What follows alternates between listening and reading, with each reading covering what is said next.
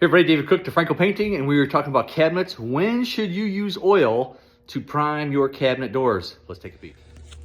Okay, so we are here in our shop, oak doors. We have this cleaned already. These are oak and they have a pickle stain somewhere in the 80s, maybe early 90s. These were done. You can kind of see and that kind of thing where water has stained them, the stain's lifting off. These things have just been nasty. So we are using Dawn dish soap, and we're using these red scuff pads to clean the cabinets to get all the grime off of them. So I saved the worst one, well, the worst two. These doors are above the microwave next to the stove. So this is a great example.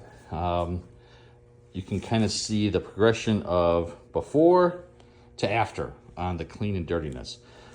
This is another reason why you want to stay away from sanding your cabinets until these things are clean, because you don't want your sandpaper to take this oil, grease, grime and grind it into the wood, especially oak, because oak is very porous, like those open grains on the end, and it'll suck it right in. So you want to make sure you're cleaning all this stuff off. Again, we're using Dawn dish soap and a scuff pad because Dawn, it cuts through grease. Like the little ducks say, they really work. It's been the best cleaner and the cheapest cleaner that we've found most effective for cabinets. So once you get these things clean, you know, you want it all off as much as possible. And you kind of, even there, just kind of rubbing it, or I'm letting that soap sit on there. You can see that grease is just caking out, and it's just taking a while to get out of the oak. Once it's clean as best as you can and it dries, this is exactly the scenario of why you're going to want to use an oil primer. You can use a rattle can, you can use a sprayer. Oak, when we're doing oak doors, we roll on the primer usually for the first coat. It kind of forces all that paint to get all these nooks and crannies, all these little areas, all that little grain pattern you see there. It just gets in there, fills it in nicely, so when you sand it, it's a nice smooth surface. More importantly, it blocks out all of this crap.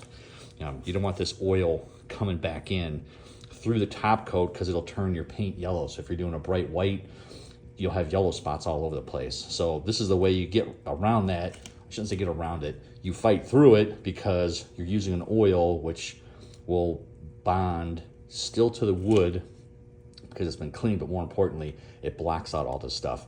Bin, at this point, you're sanding, cleaning, doing some hard cleaning on this stuff. You've scuffed the surface enough that bin will work. I just don't like bin because of the solvent use of it and the smell. Even though we're in our shop, even though I have a spray booth and I'll use a respirator, that means I have to use this in the home too. So as dirty, I should say as clean as these are, the house is worse. It is just beyond filthy, whoever lived there before. So we're doing this for the people moving in. So you can use bin, but again, bin, we did a video, I'll put a link on here.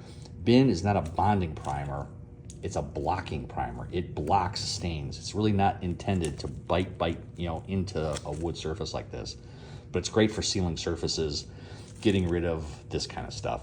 So just a kind of a quick thing, if you're doing your cabinets yourself, if you're hiring someone, if you're thinking about getting your cabinets hired, make sure if you got this oil, grime, nastiness, just be prepared. You're going to have some oil primer before you paint. Got questions? Let us know, and then I will link to the differences of bin, extreme bond, and the other video we did on priming for cabinets.